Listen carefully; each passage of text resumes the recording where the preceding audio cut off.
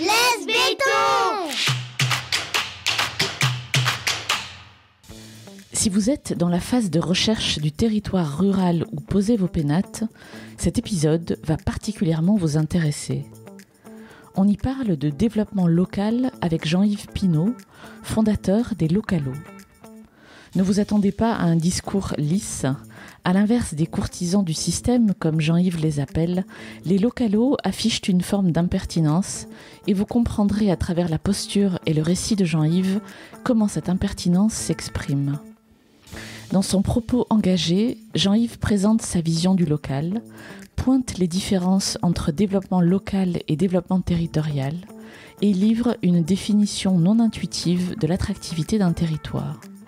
En prime, il évoque un outil qui vous sera fort utile pour vous aider dans votre transition vers le rural. Je suis Amélie Dague, bienvenue dans Laisse béton et bonne écoute.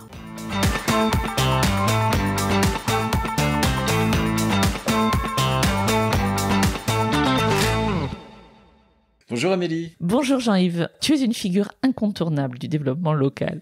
Tout me ramène à toi depuis que j'ai démarré ce podcast, et en particulier du développement rural, mais tu vas nous expliquer tout ça.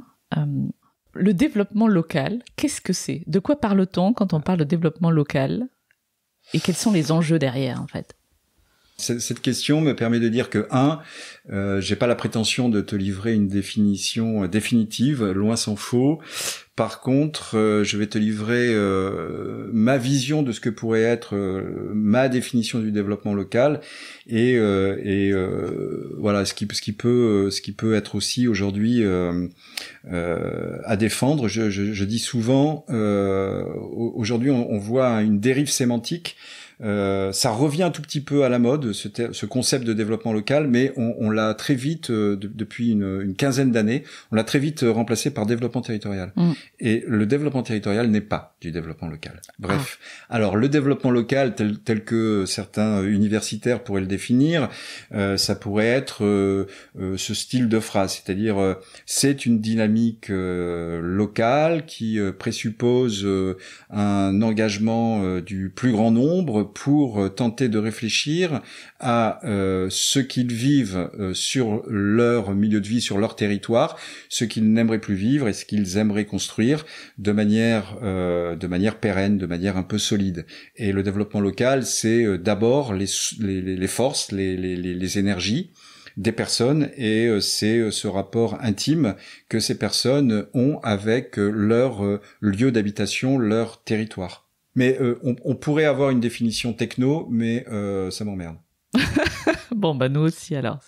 On touche à l'économie, l'écologie, le logement, le vécu, quoi. Enfin, en gros, la géographie, tout ça, quoi. Oui, alors, dans ce qu'on dit, développement local, c'est un développement transversal, c'est un développement global. C'est à la fois parce que la vie, elle est bien plus transversale que notre administration. Ça ne t'aura pas échappé, j'imagine, qu'elle est surtout pas sectorialisée, qu'elle est surtout pas cloisonnée. Et quand on parle de la vie des personnes, on va parler à la fois de vie culturelle, de vie sociale, d'activité, d'emploi, bref, les aspects que tu traverses. Ce verbe traverser est une image, mais que tu traverses tous les jours, voilà, sans t'en rendre compte. Tu vois, et parler de développement local, c'est parler de la vie. Et donc, si on parle de la vie, forcément, on évoque tous ces différents éléments, toutes ces différentes dimensions, on va dire.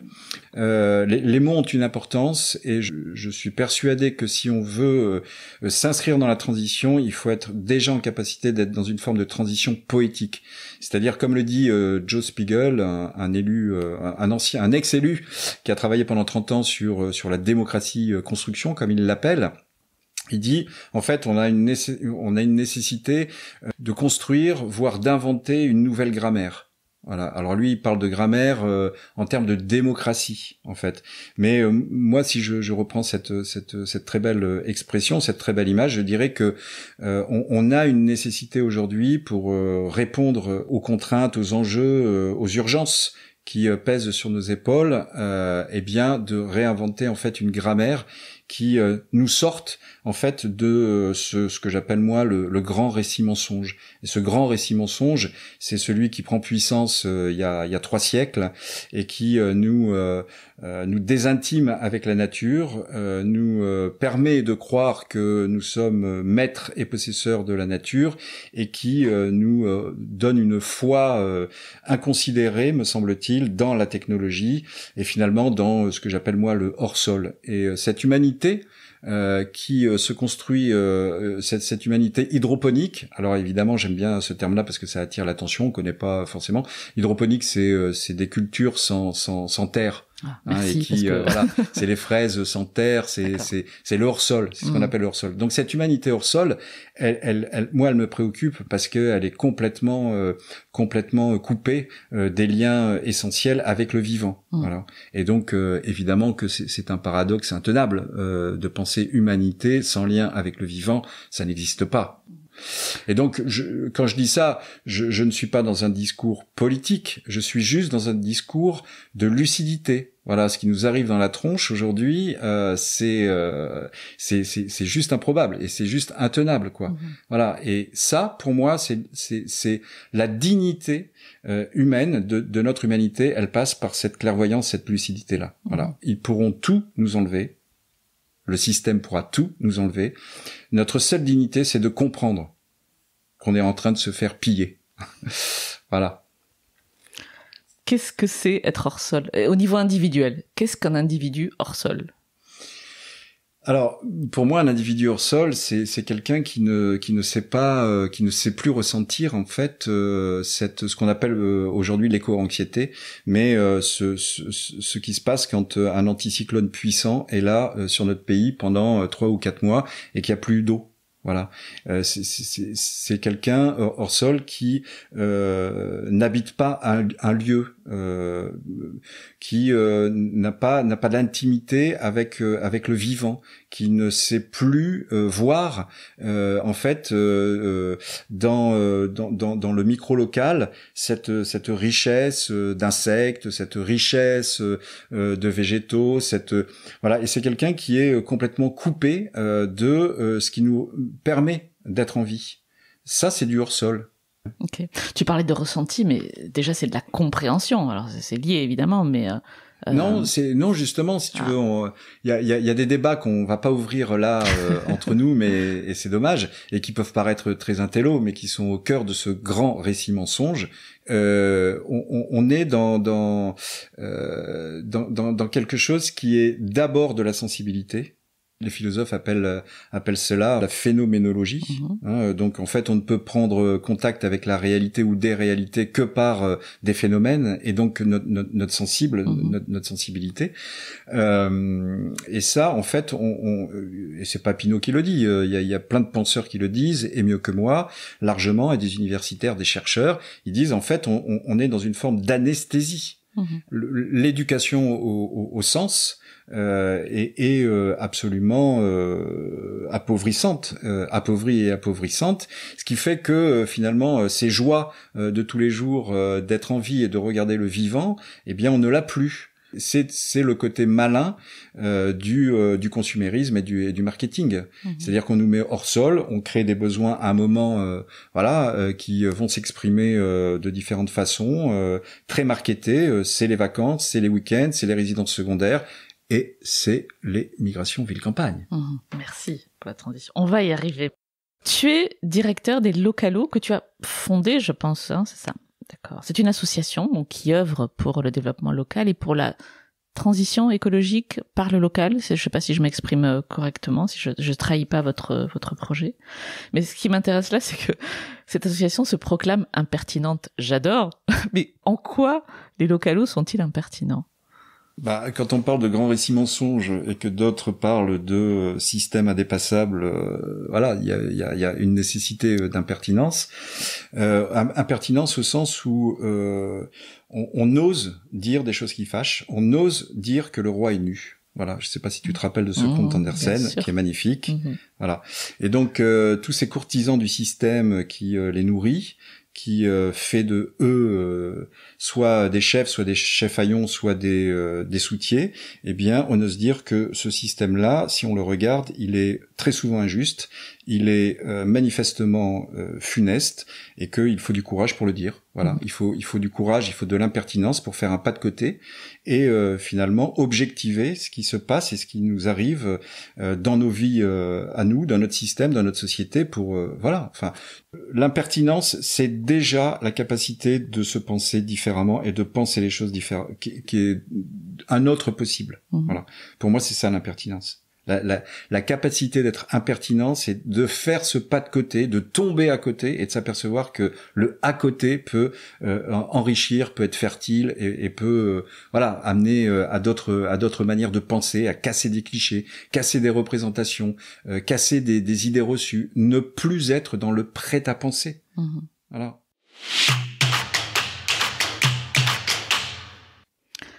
Le local, c'est quoi? C'est l'échelle d'un village, d'un département, d'une région? Je pense que tu vas me dire non. Mais tu peux y aller, parce que si tu veux, au niveau de la CIA, quand tu lis les rapports de la CIA, le local, c'est l'Europe, hein. Ah, la région, c'est l'Europe. Ouais.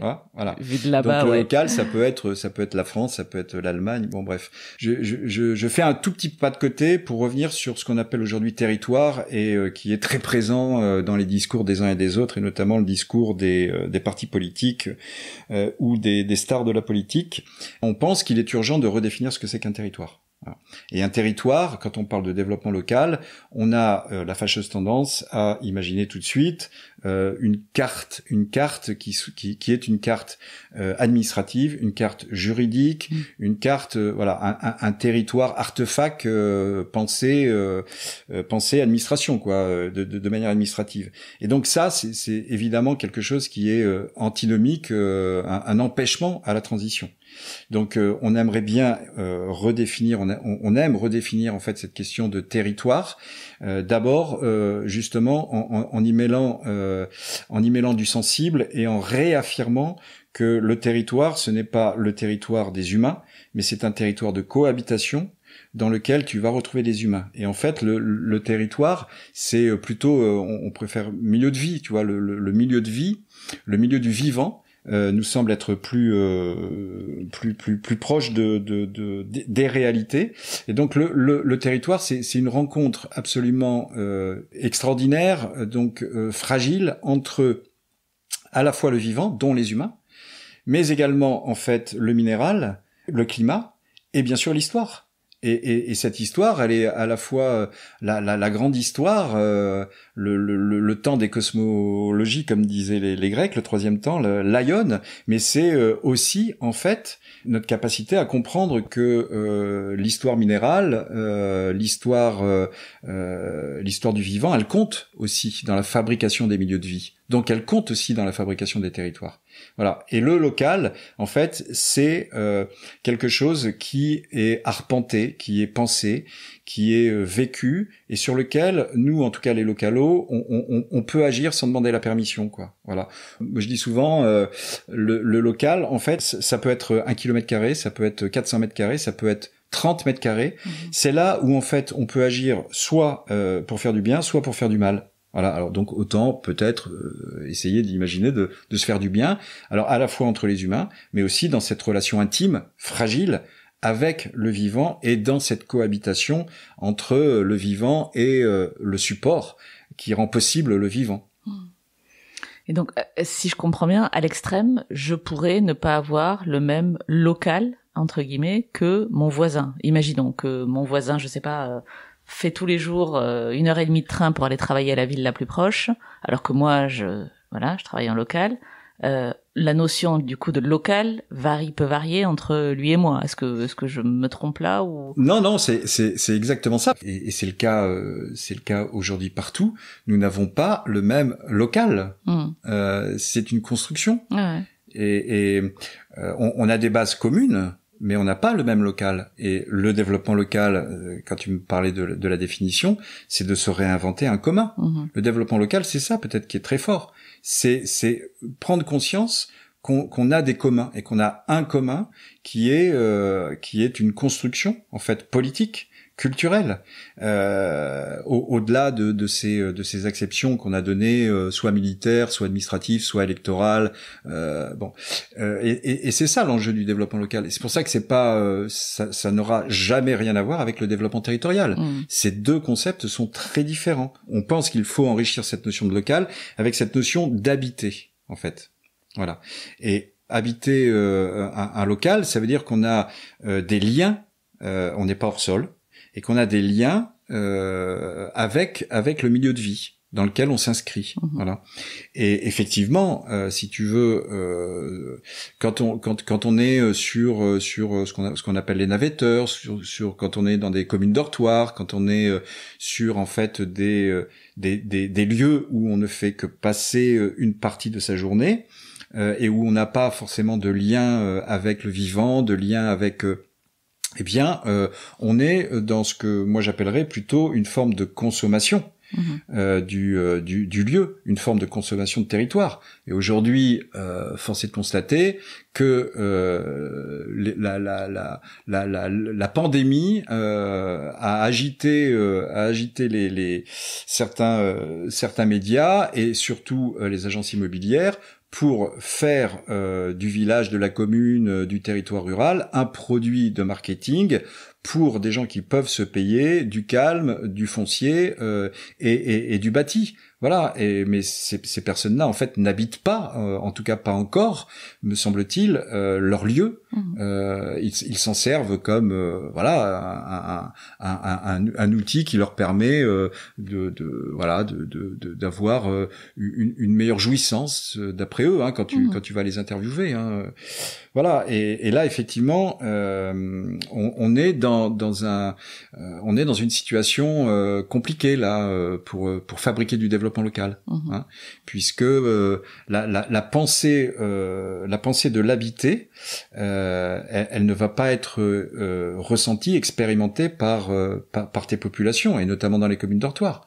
Or, on voit bien depuis maintenant une vingtaine ou une trentaine d'années à bas bruit que beaucoup de dynamiques se mettent en place, à la fois dans des quartiers des grandes villes, à la fois, et c'est là où je voulais en venir, dans des zones périphériques où on recrée du commun, du sentiment commun. Voilà. Et donc c'est souvent le biais du social. C'est la précaution que tu vas avoir au niveau des mômes, au niveau des anciens, etc., qui va faire en fait regarder son territoire comme un territoire plus épais.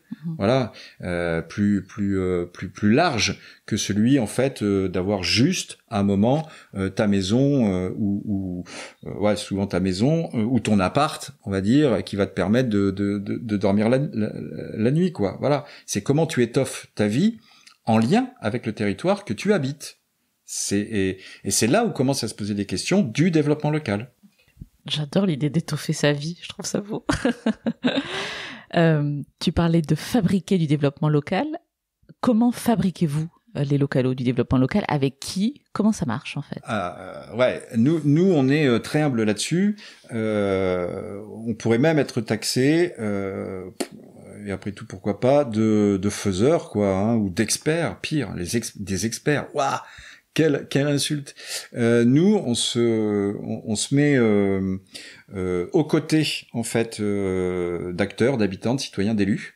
Et on essaye de transmettre des expériences qu'on a pu repérer ici ou là à la disposition d'eux, et on essaye de construire des expérimentations, des outils, des démarches qui répondent en fait aux questions que se posent ou que nous posent des élus, des citoyens, des habitants, des collectifs. On ne peut pas dire qu'on est une fabrique à développement local, ça n'aurait pas de sens. Par contre, on essaye de construire un lieu, les localos, on essaye de construire un outil qui est au service en fait d'habitants, de citoyens, d'élus qui veulent s'inscrire, construire, fabriquer en fait du mieux là où ils vivent, donc du développement local.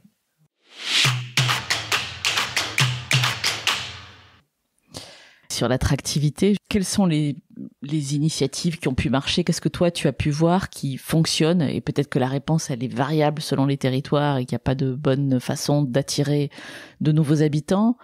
Ouais, alors on continue à tenter d'avoir les idées claires sur cette question d'attractivité, d'accueil. Il y a aussi pas mal de dérives, quoi. Tout le travail qui a été entrepris dès le début des années, à la fin des années 90, on va dire, avec ce grand réseau, ce grand machin qui s'appelait le collectif Ville Campagne, ça a été d'aller à la rencontre de territoires, de communes, d'intercos, de pays, pour comprendre comment ils se saisissaient de cette question-là et pourquoi ils s'en saisissaient quand on était à la fin des années 2000 sur l'image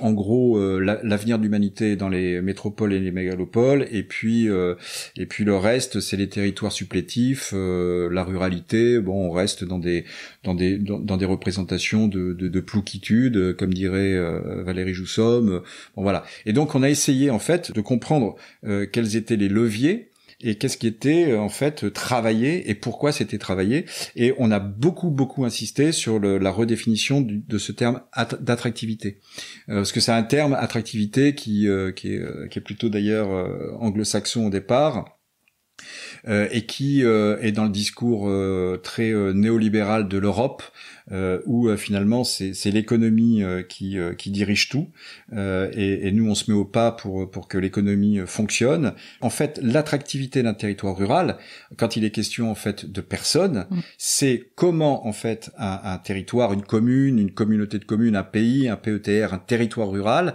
arrive à faire rester ces populations, leur donner le goût de rester, pour qu'ensuite, parce que ce territoire-là va être attractif aux yeux des populations qui y vivent, on va pouvoir accueillir de nouvelles populations. Voilà. Et évidemment que la rapidité fait que on a pensé attractivité en allant faire des campagnes de pub dans le métro, en disant venez chez nous, on est formidable, on vit bien, etc.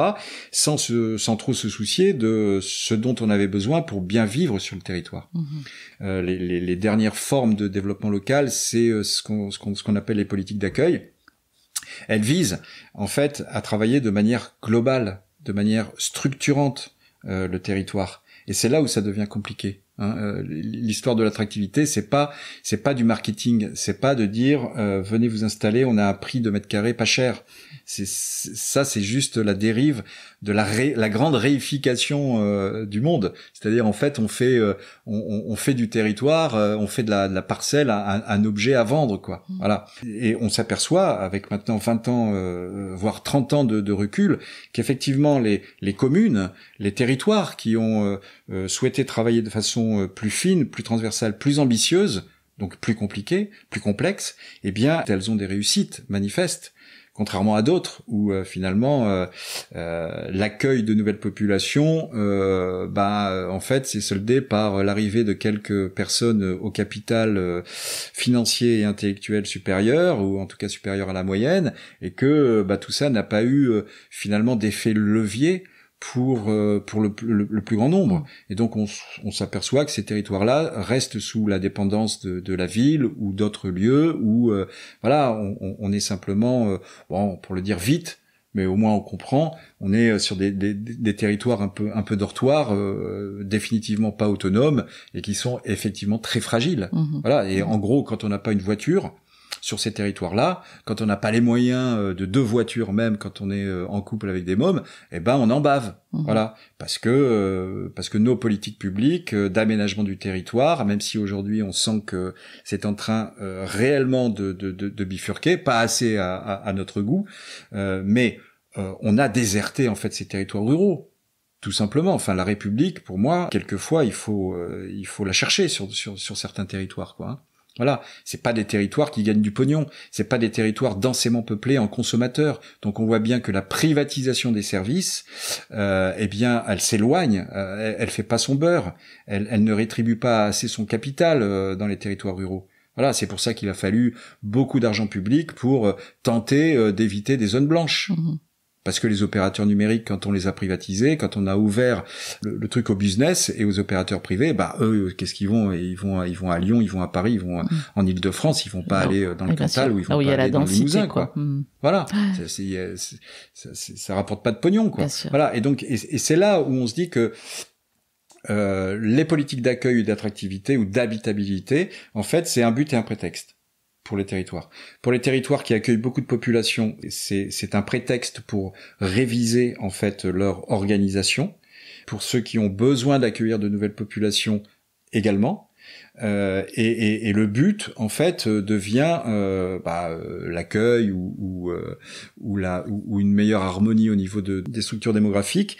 Mais on voit bien que ces questions d'accueil, elles vont chercher au plus structurant, au plus organique du territoire. C'est-à-dire que il y a un triptyque très simple en fait, qui est issu de nos travaux, on va dire, et qui est d'une forme de tableau de bord aussi, très pratique pour les élus, nous semble-t-il, et pour les citoyens, si tant est qu'on met en place des formations et de l'éducation populaire. C'est de dire en fait un territoire, il s'organise autour de 3 piliers. Le premier pilier, c'est les conditions d'activité.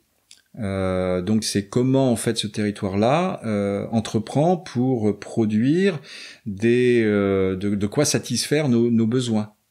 Et puis quelquefois de quoi produire, de quoi satisfaire d'autres besoins sur d'autres territoires, l'économie quoi. Mais c'est bien sûr plus que l'entreprise, c'est la question des activités. Il me semble que c'est plus juste à dire. Tant le panel est large et important de rester large. Le second pilier, c'est quelle est la place en fait qu'on a sur notre territoire. Est-ce qu'on peut accueillir et qui et quoi peut-on accueillir? Donc c'est ce qu'on appelle les conditions de réceptivité du territoire. Et l'un des paradoxes des territoires ruraux, c'est que, et notamment en termes de logement, on n'a pas de place.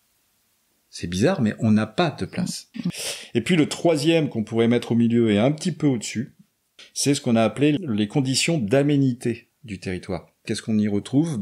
C'est comment on y vit en termes de qualité de vie sur ce territoire. C'est quoi les services qu'il y a de présents sur ce territoire? C'est quoi l'ambiance du territoire? Est-ce que dans ce territoire, on s'y ennuie? Ou est-ce qu'on peut se construire? Est-ce qu'on peut réussir sa vie dans ce territoire? Ou est-ce qu'on est obligé de partir de ce territoire? Est-ce que ce territoire est hospitalier? Est-ce que les personnes qui y vivent, les habitants, sont plutôt accueillants ou plutôt méfiants? Et donc voilà. Et donc ces 3 conditions-là forment une sorte de tableau de bord et de dire si on veut en fait travailler l'accueil, il faut qu'on soit dans un équilibre entre les aménités. S'il n'y a pas de service, c'est très compliqué, on le voit, les services de santé, les services d'éducation, la culture, etc. Les services marchands. Si on n'a pas de place, c'est compliqué. Et si on n'a pas d'activité, c'est compliqué aussi. Donc on voit bien que nécessairement ce travail au niveau du local, au niveau du territoire, c'est un travail de réhorizontalisation des politiques, des dispositifs et des actions. Voilà, parce que c'est intersectoriel. Parce qu'on voit bien que les 3 piliers, si on ne les fait pas travailler ensemble, on va marcher de façon bancale et on risque de se casser la figure. Est-ce qu'il y a des bons élèves en termes d'accueil, de politique d'accueil? Ouais, alors moi je reformulerai la question comme ça, si tu me permets Amélie. Oui. Quels sont les territoires où il se passe des choses? Voilà, je pense que c'est pas une question d'être bon ou mauvais élève, c'est surtout et essentiellement une question de volonté et de courage. Voilà, c'est surtout ça en fait. Parce que en fait, parler de l'accueil, c'est parler dérangement. Voilà, on dérange l'ordre immuable des champs. C'est lever le capot, quoi. C'est soulever le capot. Alors, soulever le capot, c'est comprendre effectivement ces interactions, voilà, qu'on ne nous apprend pas nulle part. Et bon, mais avoir la volonté, en fait, de dire il nous faut de la place. La volonté de dire on arrête ces activités, elles sont biocidaires. On essaye de se construire des services puisque la République ne nous donne pas les moyens d'eux. Donc c'est du courage, c'est la capacité de partager par le plus grand nombre les constats et de dire on attaque, on y va. On sait pas où on ira, mais en tout cas on va se mettre au boulot et se mettre au boulot c'est déjà joyeux. Voilà. Et ça c'est aussi pour moi ce que j'ai pu observer pendant les 30 dernières années, les plus belles histoires, c'est surtout cette volonté de ne pas croire à la fatalité. Voilà. Il y a des éléments déclencheurs plus ou moins importants, plus ou moins forts, qui expliquent pourquoi un territoire a pris à bras le corps ces questions-là. Bon, voilà. Mais ces éléments déclencheurs, en fait, il y en a partout et sans cesse. Des fermetures d'écoles, des fermetures du dernier commerce, des plateformes Amazon qui viennent s'installer avec 40 ou 50 000 mètres carrés et qui confisquent finalement l'avenir du territoire. Il y en a partout, etc. Là où il y a moins de réactions, c'est quand les populations et les élus ensemble disent non. Voilà, non. On a d'autres moyens que d'être dans cette fatalité, dans cette acceptation d'un destin qu'on n'a pas voulu et qu'on nous impose finalement. Voilà. Est-ce que toi, depuis le temps que tu travailles sur ce sujet, tu as vu des initiatives, pas forcément abouties, mais en tout cas des choses qui t'ont marqué en termes de courage, puisque c'est de ça dont tu parlais, et que tu voudrais raconter là? Qu'est-ce que tu as vu de... Oui, alors moi beau, quoi. Oui. Alors on a, enfin moi dans mon parcours j'ai eu la chance de croiser l'Acteur Rural. C'est eux qui publient Village Magazine et donc on reste très liés. Village Magazine avec le collectif Ville Campagne, Sylvie Calvez, cofondatrice du collectif Ville Campagne. On a eu la chance au niveau du collectif à la fois de faire réseau avec des territoires, des citoyens, des habitants et des élus qui voulaient taper dans la butte, quoi. Et donc je pense notamment à un territoire une commune assez exceptionnelle qui s'appelle Les Voivres et qui est dans les Vosges, dont l'aventure remonte aux années 92, ce qui montre qu'on a aussi du recul, et que ce qu'ils ont fait n'a pas été un feu de paille, mais c'est inscrit dans la durée et a fabriqué des choses vraiment remarquables. On a pu non seulement on va dire repérer, identifier, mais aussi valoriser ces territoires et ces initiatives. Alors je pourrais pas tous les citer, mais partout en fait, même dans des endroits absolument improbables, c'est ça qui est beau finalement. Eh bien, on a eu des très belles aventures et on continue à avoir des très belles aventures. Ici, on est au Pays de Racan. Et le Pays de Racan a une histoire pas anodine, où il y a eu de très belles histoires et qui ont perduré et qui continuent aujourd'hui à fleurir, quoi. Voilà. Donc je pense au Voivre, mais je pourrais citer des coins dans le Briançonnais. Je pourrais citer bien sûr pas mal de territoires en Massif Central, pas mal de territoires en Limousin. Voilà, je pourrais citer il y en a beaucoup. Sauf que, si tu veux, elles font pas école, et c'est logique qu'elles ne font pas école. Par contre, ce que je trouve illogique, c'est qu'elles font pas tache d'huile et qu'elles ne font pas politique. Voilà, ça me dérange en tant que citoyen. Ça me dérange que toutes ces belles histoires qui ont montré, prouvé que on pouvait s'inscrire dans une économie qui n'est ni prédatrice ni définitivement inscrite dans le profit. On a montré qu'on pouvait travailler sur un groupe d'humains travaillant de manière apaisée, que la culture fabriquait à la fois les hommes, les femmes et le territoire.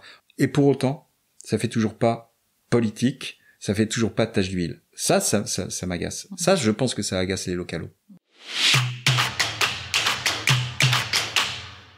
Vous les appelez les migrants, ceux qui quittent la ville pour vivre à la campagne? On aime bien les appeler les migrants. D'accord. Parce que finalement, on aborde aussi la question aujourd'hui de l'accueil des étrangers, de l'accueil des réfugiés politiques, des réfugiés climatiques, et qu'on appelle migrants, quoi. Voilà. Et donc, je pense que c'est vraiment pas anodin. Et merci de mettre le doigt là-dessus, parce que la migration, ça veut dire pour quelqu'un, pour une famille, pour une personne, c'est des nœuds, c'est extrêmement compliqué, et c'est souvent c'est pas sans douleur, c'est avec beaucoup d'espoir, mais c'est pas sans douleur. Si on parle de migrants, c'est parce que ces questions-là, la mobilité, c'est toujours c'est ceux qui arrivent à dénouer les liens, les nœuds, qui arrivent à avoir des mobilités heureuses et non subies. Voilà.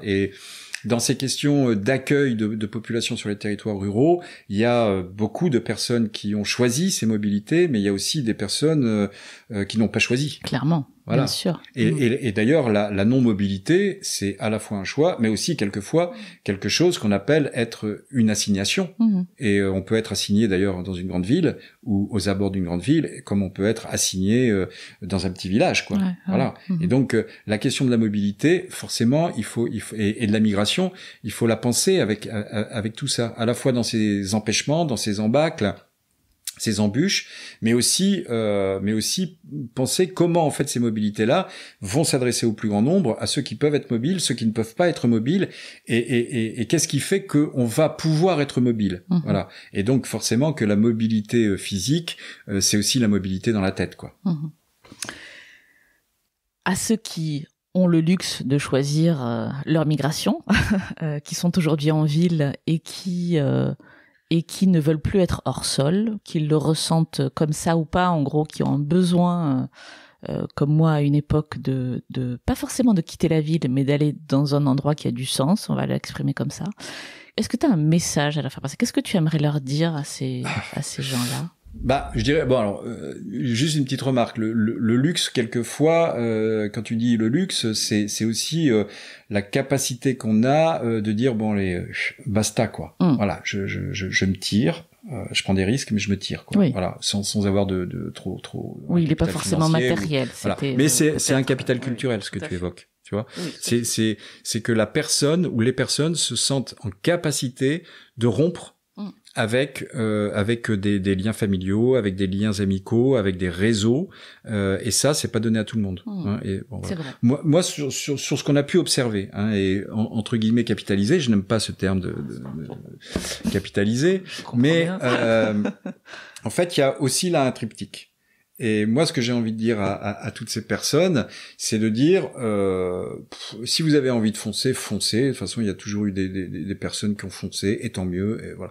Pour les personnes qui aimeraient avoir une canne, quelque chose qui les aide, en fait, on a pu observer et leur mettre à la disposition un petit outil qui est extrêmement simple et qui est là aussi 3 piliers, on va dire un triptyque, et qui est vraiment une observation quand on discute avec des personnes qui ont, comme toi, fait le pas.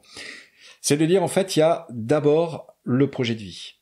Voilà. Et ce projet de vie, pour soi ou pour sa petite famille, son conjoint, sa conjointe, ses mômes, le premier cercle familial, etc., c'est de se dire qu'est-ce qu'on a envie de vivre dans notre vie. Voilà, c'est quoi le sens que l'on veut donner, etc. Donc, on peut avoir une petite colonne où on met chacun ses aspirations. Bon, après, le deuxième, c'est le projet professionnel. Qu'est-ce qu'on a envie de faire comme activité qui nous permettrait de nous sentir mieux, plus à l'aise, plus épanouis, et qui va rentrer, bien sûr, en harmonie ou en disharmonie avec le projet de vie. Donc on fait une colonne et puis on s'aperçoit qu'il y a des trucs qui matchent puis des trucs qui matchent pas, quoi, du tout. Plein d'exemples en tête. Et puis le troisième, qui est le territoire, qui va nous accueillir à la fois au niveau du projet professionnel et à la fois au niveau du projet de vie. Soit sa conjointe, son conjoint, ses mômes, et donc ce territoire-là, qu'est-ce qu'on a envie d'y développer et comment en fait habiter ce territoire. Comment le fait d'habiter ce territoire va nous permettre d'alimenter le projet professionnel et le projet de vie. Voilà. Okay. Et ça, ce troisième pilier-là, comment tu fais pour le sentir ? Tu vas toquer à la porte des gens, tu vas rencontrer... Alors, sur les 3 piliers, nous, on dit, on n'est pas les seuls au niveau des localos, mais il y a plein d'acteurs sociaux, il y a plein de réseaux du développement local, plein de réseaux d'accompagnement qui le disent. La difficulté, c'est à toutes ces personnes-là de trouver, en fait, au bon moment, le bon accompagnement pour pouvoir justement s'aider à avoir déjà accès à cet outil très simple, mais aussi d'avoir les moyens de se reconvertir, d'avoir les moyens de fabriquer. Alors ça c'est une formule que j'aime beaucoup, mais qui est très compliquée, de fabriquer de la familiarité avec le territoire qui va nous accueillir le plus en amont possible. Mais comment est-ce possible? Ça coûte du pognon, ça coûte cher, c'est vraiment pas facile. Donc ce qu'on a fabriqué avec le collectif Ville Campagne, ce qu'on continue à faire vivre avec les localos, c'est de dire, en fait, quand on regarde la vie des personnes, quand on regarde notamment en fait les migrants, on s'aperçoit que les territoires, si vous souhaitez accueillir, eh bien vous devez développer en fait des outils, des outils qui vont permettre de fabriquer le plus en amont de l'intimité, de la familiarité. Ça veut dire que est-ce que vous avez ce qu'on appelle aujourd'hui des logements passerelles? Est-ce que vous avez des résidences? Est-ce que vous avez est-ce que vous avez des outils, par exemple, de découverte du territoire sur un week-end? Voilà, c'est quoi en fait qui va vous permettre de répondre à cette question de meilleure connaissance? Alors, on s'aperçoit qu'il y a beaucoup de migrants qui ont découvert en fait les territoires via des vacances, des séjours touristiques. Ok, donc comment en fait on peut réfléchir aussi pour donner du goût à vivre sur un territoire à des touristes, sans les emmerder, évidemment. Enfin, voilà. Et puis sur l'aspect professionnel, est-ce que vous avez, en termes de dispositifs, est-ce que vous pouvez leur permettre d'être orientés sur des dispositifs départementaux, régionaux, voire nationaux, qui leur permettent de se reconvertir? Et puis, comment vous, territoire, vous investissez dans de l'ingénierie, dans des personnes, des chargés de mission qui vont avoir la tâche, en fait, d'écouter les demandes et d'accompagner ces migrants pour rendre possible leur désir de venir s'installer et la création de leur projet, de l'accompagnement. Ce que je crains, c'est qu'on ait une fois de plus une vision absolument pauvre d'aménagement du territoire tel qu'on a pu l'avoir à l'époque. On comprend quand on a créé les banlieues. C'est-à-dire que les banlieues sont avant tout et d'abord étaient des territoires complexes, multifonctionnels et autonomes.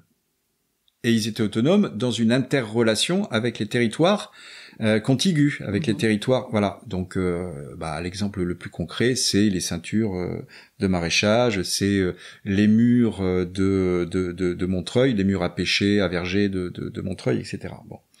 On a dit, ok, on est comme dans un Monopoly, c'est une vision très américaine en fait, de l'organisation du territoire, de l'aménagement du territoire et de la société, où on dit, en fait, le territoire n'est qu'un support à logement. Voilà. Donc, on va appauvrir le territoire en ne lui imposant, en ne lui donnant en fait qu'une fonction essentielle, prédominante, qui est celle de la résidentialité, par exemple, d'accueillir des immeubles, Et donc le territoire il perd en biodiversité. D'accord. On retire tout le pan. Et donc la ruralité aujourd'hui, c'est ça. En fait, le gros souci que je vois moi de la ruralité, c'est que on en fait en fait un objet utilitariste. On prend là le territoire dans sa plus petite définition funeste, qui est celle du support. Voilà.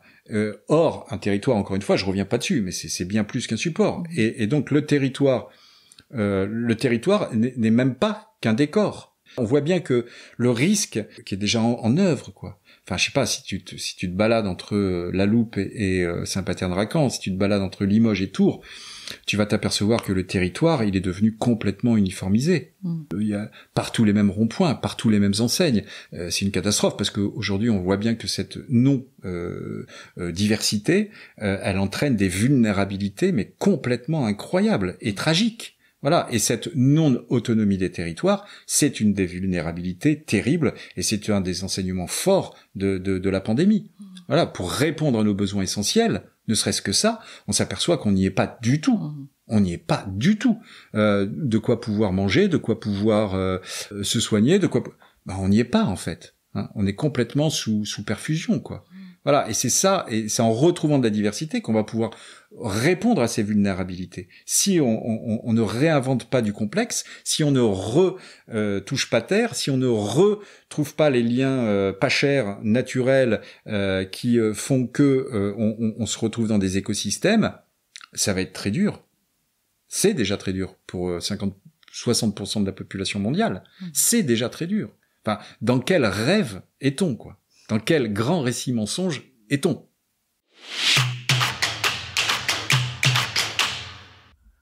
On s'est toujours intéressé. Enfin, moi, je vais dire moi, je m'intéresse en fait à ces questions de migrants ville-campagne parce que, alors pas tous, mais en tout cas, moi, ceux qui m'interpellent et ceux pourquoi je travaille, c'est cette volonté en fait de retoucher terre. Ces migrants qui quittent la ville pour aller habiter des territoires, en fait, derrière, quand on discute avec eux, ils nous disent, nous, ce qu'on a envie, c'est de redonner du sens à notre vie et de retrouver des liens et de retoucher terre. Je la fais très synthétique, mais en gros, c'est ça. Et on voit bien que aujourd'hui, il y a toute une partie du marketing du système dominant qui nous dit, en fait, l'avenir de l'humanité, c'est le transhumanisme et c'est toujours plus de techno, c'est toujours plus de 5G, c'est toujours plus de rapidité, etc. On voit bien que y a plein de gens qui pètent un câble, quoi, parce que c'est plus tenable, parce que on est pressé, parce qu'on est réduit finalement à être comme des poulets élevés en batterie, où on est bon qu'à consommer et que pour faire tourner la machine à profit qui s'appelle le capitalisme néolibéral. Bon, voilà. Et donc ces rebelles, ces personnes qui disent bah non, finalement je m'inscris dans une rupture et cette rupture je l'inscris dans une géographie,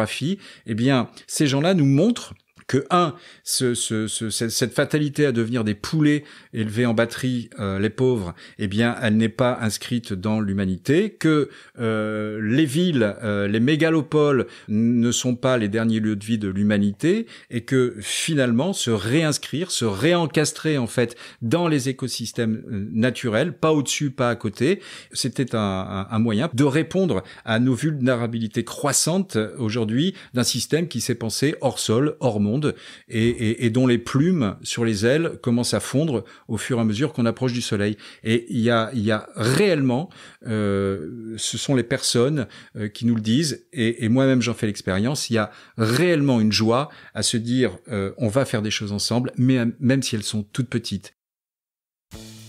C'était Laisse Béton, le podcast qui aide les citadins à réaliser leurs rêves de vie au vert. Merci à Jean-Yves pour sa contribution et à Eric et Morgane pour leur généreux accueil dans leur incroyable demeure du pays de Racan en Indre-et-Loire.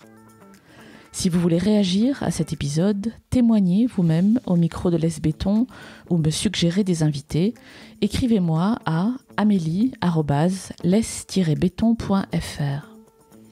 Vous pouvez suivre Laisse Béton sur Instagram, Facebook, Twitter ou LinkedIn. Et puis si vous aimez ce podcast, abonnez-vous et décorez-le d'étoiles sur votre appli de podcast préféré. Cela permettra de le faire connaître. À très bientôt.